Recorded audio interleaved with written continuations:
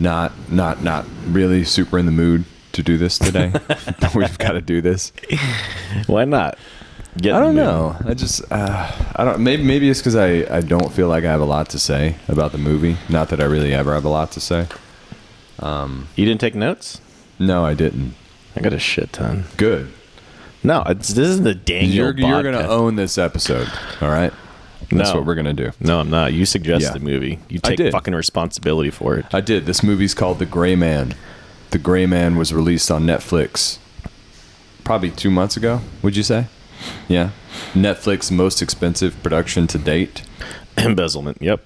Or The Gray Man, aka Audi product placement. Yes. Could be another title for this movie. There was a Porsche at one point. There was, and that was just sprinkled in there randomly. But it was an Audi show, definitely.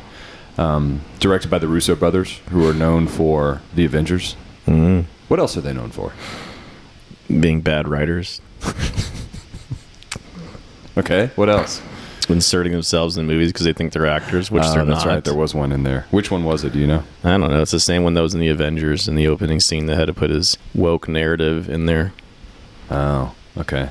Yeah. Well, they've done the Marvel thing for a long time. Yes, they have. Adapted from a novel, from the co-writer of Tom Clancy's books before Tom Clancy passed away, and passed it on to that writer, Mark Gurney, I think. Gurney, something. That's what it's based off of. Obviously, the book is nothing like the movie because the book is not full of woke propaganda at all. Probably the only thing the good thing they did do was they gave that backstory about the being abused by his dad, which is not in the book. And the FBI director that's like the light-skinned black guy that's like 20-something, or early 30s. It's supposed to be some super director. Yeah. Which makes no sense. He does not fit the role at all of a Harvard former special ops commander. The guy who plays Carmichael. Yeah. Anyway, so the point of that was the co-writer of Tom Clancy started his own series called The Gray Man. He has, I think, 3 other books, and they are all going to be picked up because this was a big success for Netflix, at least by viewership, and they're going to make a sequel and everything else. I think about this, the odds are stacked against me, but I have a lot of experience. I'm a special ops operator. I've learned things like cover, concealment, rationing your ammunition, least probability of conflicts, just a lot of different strategies, right? So what I do when I see a fully fortified mansion with special ops commanders that are all retired special operators and now probably in the special activities division of the CIA is I think with my 120-pound frame being 5'6", I'm going to run straight head on with a rocket launcher and enough ammo that I somehow magically have from my ammo bag that I didn't have in the scenes with my machine gun and my pistols and just kill everyone that are highly trained because I'm a strong woman. So that's how I take on challenges like that. What about you? Yeah, it seems like a pretty far-fetched situation. Rocket launching a helicopter down, taking cover. They have thermals on her. They can see her, and all they do is, oh, shit. And then, the rocket launcher comes in and kills the whole tactical operations center. That is true. No backup generators. Yeah, it was my second time watching this, and I enjoyed it more the first time. The second time, maybe I just kind of went along for the ride the first time, just didn't really pay attention to those, really far-fetched things, which you get all the time in action movies. But do you feel like a movie like John Wick is less far-fetched than this? They're all, because here's the thing, I got to be objective. You see, you called out the accountant because he does the same fucking thing. He goes to a building fortified by a bunch of special operators at the end. But let me do a little defense. What's the first thing he does? He kills a sniper, also known as Overwatch. Correct. Kill the Overwatch. Step 2, he then snuck up on and individually killed the guys. Is that realistic? Probably not, but he didn't run full force where all those fields of fire are aligned for the front, the sides, and the rear. Probably 10 guys with machine guns aiming down there. And nonetheless running in the middle of the only road. In the middle of it. Yeah. Yeah. That's called what do you call it? Linear danger area. Yeah. But it looks great on camera. No, it doesn't. It looks like unrealistic. Yeah, and I know they're picking Ana de Armas. She was in the Bond movie too, and she was another cool, badass special ops person. Blah blah blah. Yeah, she's a chosen one right now, so she's maximizing all that.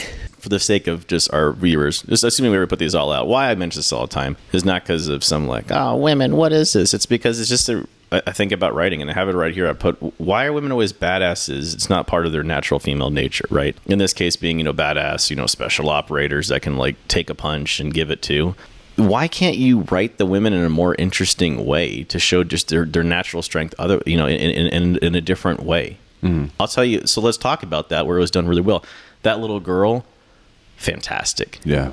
Teenage angst, little bratty at first because she's insecure. That fits the character. She's a teenage girl. She's insecure. This guy, she probably has a little crush on him too, right? And so she acts kind of bratty because that's how, when you don't like someone, you you're mean to him a little bit or whatever, even though you secretly do like him. And then her softness and her disarming the grizzled hero is what makes that relationship work. And it's very feminine of her, right? For her, she wants to understand this guy, and that's more natural, I feel, towards what female are. And that was really well written. Why can't we embrace that? So in adulthood, maybe it wouldn't play the same way. I'm not saying, by the way, that he has to have a love interest who just wants to be only with him and she has only eyes. It doesn't have to be like that, but write them realistically in a role that still makes them strong. That girl had strength and fortitude, but in a different way. We're not the same. She was, I think, the most interesting character to me. And the actress is wonderful. She was also in Once Upon a Time in Hollywood. Her name is Julia Butters. What did you think about Gosling in this? He was good. He was playing an actor, but not for this role. It was like you took an actor of another role and put him in this movie. Same thing with Evans. Like, here's how this movie could have been a million times better. You should have tripled down on the relationship between the niece and him, number one. There should have been a lot more flashbacks. There wasn't quite enough for the relationship. We needed more. Evans and Gosling should have more interactions with each other, directly and indirectly. Could have completely cut out that's why it became shoehorned. What they do, they brought in the woke characters that were, the CIA director who's up and coming, and the voice, whoever the voice is from the X-Files or something. And then you had this short-haired, of course, hard-charging political woman, right? That whole narrative could have just been taken out. You could have just got rid of that. You wouldn't even need it. And guess what, by the way? In the books, it is worded that way. In the books, that guy... Carmichael? The light-skinned black guy? Yeah, the one that's trying to cover his ass. Yeah. That guy is never seen.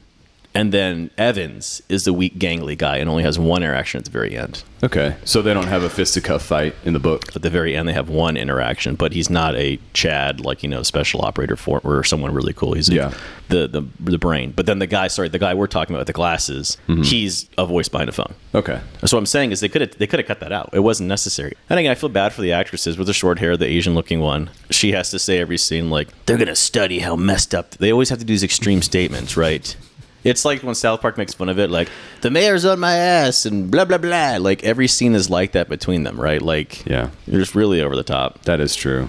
For me, the best scenes by far were the ones with Gosling and Evans, the little bit that they were together. I thought Gosling was great. I think, I mentioned this a couple times to you yesterday when we were watching this, how fluid he is and effortless in his movements when he's, in these super dangerous situations. And I thought he played those really, really well.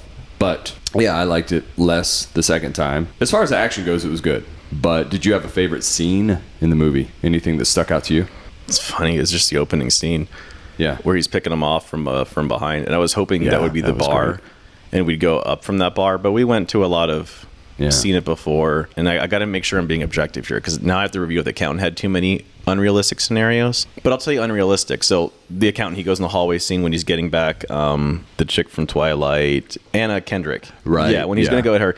He sneaks up on the first guy, right? Yeah. Kills him, takes his gun, shoots the one guy. I think there's two in the hallway, so he does shoot two guys that are all well trained. What's not realistic is to be handcuffed to a stone bench and everyone around you dying. Everybody around you is dying. Everyone is. And nobody thinks, hey, you know what I could do with this truck? I could pull it around the other side and kill him. Yeah. Yeah. And then we have fire going both sides. You could say, then they're shooting on each other. You're shooting at a target. You can communicate. The fact that they're in this city center circle and he's handcuffed to this bench and he's on the backside and no one just goes around behind the bench and that's a clean shot. Yeah. And again, how would you redo that? Well, then, okay, make it a sniper situation or three guys, not like a whole truck of machine guns where he is make it funny where he's trying to reach and he can't get it. And then he steps up and he can't get it. And he's constantly trying to get an angle, but he's getting shot back down. Make it fun, but don't make it clack, clack, clack, clack, clack, clack, clack, clack, like having 10,000 rounds and none of them hit him. None. No one goes around. It just, I don't know. Yeah. The car, the Audi that's made out of whatever Superman's made out of, is it what the Audi's made out of? Well, I'm telling you, we got to find out how much Audi put into this production to basically be in every frame of the movie. Well, I'm just happy that you've given Netflix a shot. That makes my day, because there is some good stuff on there. I don't think we picked the best of the bunch, or I picked the best of the bunch. Yeah, and something you mentioned with Red Eye you thought was kind of funny, and we agreed on this, was the soundtrack. Yeah. The soundtrack of this movie was not good. I don't even remember it. It's forgettable. Yeah, I guess that's why. It felt Lifetime movie-ish, like really some guy out of college. Like, you ever been a composer before? Like, no. My friends and I got a keyboard at home. You know. Yeah, that's pretty crazy. Clearly, the majority of the budget went to these crazy explosions and all this action stuff. What did you think about that plane scene? That was pretty intense. I mean, it reminded me of an Uncharted video game. I think there was one of the Uncharted's had kind of a similar situation, but I thought that was kind of cool. It's funny you mentioned that. Again, the podcast, I don't know who it was, so I should give her credit, because she put together a podcast just on this from the book. She's a reader. Mm-hmm. And she's like, I'm a girl, I'm not really into action, but like that plane scene, she's like, when they jumped out, it was so CGI, it looked like a video game. Yeah. And it was like when they're like wrapping around, and I this is where I get in the director's head. I'm like, you're in the editing room, and like you can't make out what's going on. Right. Like, you could have done that better, because it's cool at the end. What I think he does do is he hangs them with it and then pulls his chute. So he hangs them with his own chute and uses his chute to go down, which is kind of funny and cool. Yeah. That is kind of cool, but it was hard to make that out. Very. It would be hard to make. It would be cool if you made it more distinct. But they were doing some weird CGI flippy floppy thing. Yeah. But okay, so I guess there are going to be sequels to this. Yeah, there's a spinoff and a sequel. Is Ryan Gosling signed on? Is he going to be a part of it? Sequel, yeah. Okay. So I guess Brad Pitt was originally attached to this 10 years ago. That's what I read. Kind of interesting little tidbit there, but yeah, I thought Gosling was good. I can never really think of an actor that would be better in the roles that he's chosen for. But do you think here that any other action star actor would have been better in this role? You're a lot better at that than I am. I'm not good at like pulling an actor and saying this is the role. I've never been good at that. Evans was supposed to be him originally, by the way, but he turned it down. Yeah. I thought he was great as a villain. He was kind of very tongue-in-cheek, sarcastic, easy to dislike, but kind of charming in a unusual way. So I thought he did a good job. Yeah, he's been a villain in Scott Pilgrim versus the World or whatever. And he's in that? He's a villain. Oh, I didn't know that. And then he's also a villain in Knives Out. Oh, yeah. That's a good one. He's a good actor. I mean, his personal viewpoints are cringeworthy times a million. But he's a good actor, objectively. What do you mean, like how he's outspoken on social media and stuff like that? Yeah, he's extremely woke. Well, he's not. He's just trying to keep his job because some producer told him that we have your ass or something. Anyway, I put in send in everything light. I hate shit like this, dude. Like, I have never in my life in a combat situation heard anyone say like stuff like that. I hate when they're like, oh, this clearly isn't working, so send everything in, light it up. Yeah. Make it rain. If you want to do talk scenes, make it more realistic. Be like, okay, we got our support force, we got this force, bring those two in, just use all our, like say it in a certain way that makes it more real. Like, get me really into it. Like, when you do it that way, you actually diminish the value of that. These supposed to be top tier people where there's stuff you don't know. Like, you think about the science scene where they start saying something too technical, which does go over the audience head, but it's fun if you get it a little bit, right? Mm. And then you think, oh, this guy's really technical. If he would say like, I guess I'm just going to have to hack in. It's like, okay. I'm surprised by it because I don't know. I do know, but I don't know where the $200 million went. Catering, a lot of CGI, a lot of explosions. I'm sure the actors got paid decent. I went on the verified audience. I looked through every single one of them. Oh, yeah, really? There was not one less than 3 stars on the verified audiences. Then you went on the all audience. Uh-huh. And that's where you saw the 1 stars and the ones that fit more my incentive. I'm going to steal something someone else said and claim it my own. He said, there isn't much to say about a film that doesn't say much. Well said. I want to be clear. I like this. I like action movies. Yeah. You'd ask me. John Wick is just cool. I've watched that one so many times. The cinematography, the music, the relentless. Don't kill my dog. What a great premise too. That's the tongue in cheek. They killed his dog. Yeah. It's a tongue in cheek premise, really.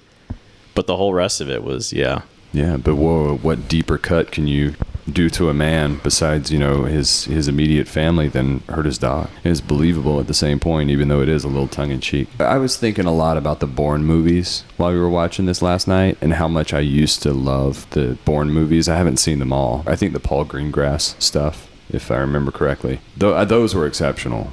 From my memory, I haven't seen them in quite some time, but I feel like I was thinking last night, this is trying too hard to be a Jason Bourne movie, and it just didn't didn't hit the mark. I only watched The Bourne Identity. I wasn't a huge fan. I didn't hate it. I just wasn't a huge fan, so I didn't get past that. Was it because Moby songs were always at the end?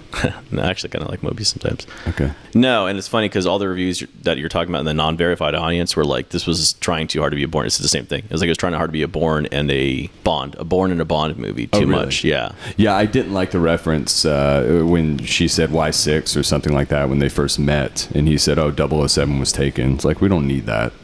We don't need that line in the movie. We get it, man. Well, and I watched Gosling too as a workout routine, and he had a Delta, which I told you, the baddest of the badasses are Delta Force. Those guys are badasses. They had a former Delta Force operator that was the coach for Gosling. Wow. So again, I think that, and I feel bad because this is what I think does happen. The guy probably is like, hey, you wouldn't run into like an open lane like that, kind of give some advice. And the directors probably nod their head and listen and then think, but we know better. Yeah. And that's where for me, I'm like, you don't know better. Like, oh, we know how to make an action scene. You may have done it in real life, but we know how to make an action. No, you don't. That scene was where I really was like, yawn, including the need to say, you asked me for like Mad Max. No, I don't, because she's constantly saving him. Like, she's like Ana de Armas. He's like, I sure would like an opportunity to save you for once. And I have to say that out loud so everyone makes sure to know that you don't need no saving, girl. And then you got the Indian dude that's like somehow honorable. All this. What was that even for? I think that was for the Indian audience. Some sort of like. I mean, of course it was. That's a massive audience over there. I'm not familiar with this Indian actor, but I guess he's incredibly popular in Bollywood and has won, I guess, their equivalent of the Academy Awards, which I can't really think of what they're called right now. But he's very established. So this. Brings him into the fold, I guess, and exposes him to an American audience too, and brings the Indian audience over here. So I guess it's a win-win. But yeah, his character was a little strange to me. And that at the very end, they're just fighting, and then all of a sudden he's just like, okay, I'll just give it to you. I'm done. They're not honorable people. Yeah, I will give, massive props to him for the obvious amount of work he put into getting into shape. Yeah. Oh, wait, no, he didn't. He looked like he was 160 pounds and 5'8". I thought you were talking about Gosling. No. The Indian guy, okay. Yeah, he's like, I'm like, what is this? Like, this guy is... Now, again, Gosling is fucking yoked. He was. His one leg shirt, I was like, damn, that guy got... I said it to you, it's a compliment to you, but like, he was lean and he was in great shape in Crazy Stupid Love. And then I saw that and I was like, God, this guy is like, put on 24 pounds, probably 20 more pounds of muscle and lost like 3% body fat on top of it. Like, yeah, looks like it. It doesn't show, no. Like in his face. Like he didn't look so lean that like, Stallone where he had like, muscle in his teeth or whatever. Like, right, yeah. Yeah, and they didn't show it off too much either. I mean, he was basically wearing a tracksuit for the entire movie. Yeah, he was. Okay, buddy. Is there anything else you'd like to talk about as far as the gray man goes? That little girl. Or that teenage girl, she's just exceptional. She's good. You got to watch Once Upon a Time in Hollywood. She steals the scene in that one from a very skilled and in the zone Leonardo DiCaprio. They have a scene together. It's special. I try to remember the good things, and that's where I talked about actors. And this is my bar for her. She's an exceptional actor. My standard is maybe a tier below that for everyone. And very few people are. Mm-hmm. They're like 10 tiers below that. They just get there because of nepotism or because they're a rapper or whatever.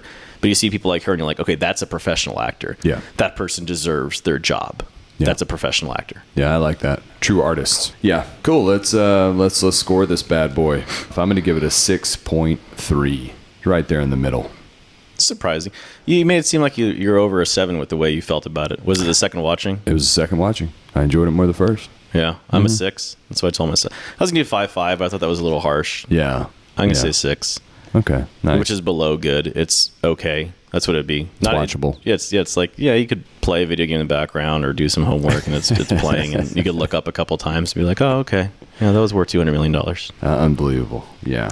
Okay, so do you have any options for us for next week?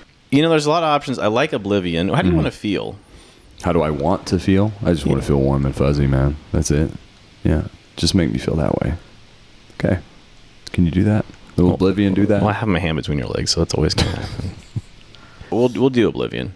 I don't want to give you my review. It's futuristic, dystopian, Tom Cruise. Is that? Yeah, but it's good. It's okay. I hear this. You said watchable. Yes. This would be a very watchable popcorn. A little above that. Okay.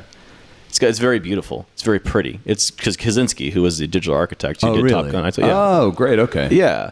It's very pretty. I feel like I've heard some of the music from Oblivion, and I liked it a lot. They have M83 as the outro. Oh, yeah. M83 is the outro. That's the best. I love like M83. it a lot. I'll say one thing for people that are interested, the writer in me, Sisyphus cheated death twice, and that's why Zeus was giving him the forever, I guess, sentence of pushing a rock uphill, and it would come down every time. He'd do it every day of his life. But what's missed sometimes is he cheated death twice. And so I like that because the character cheats death so many times, yada, yada. It was okay, but it was a little pretentious, you know. So Oblivion.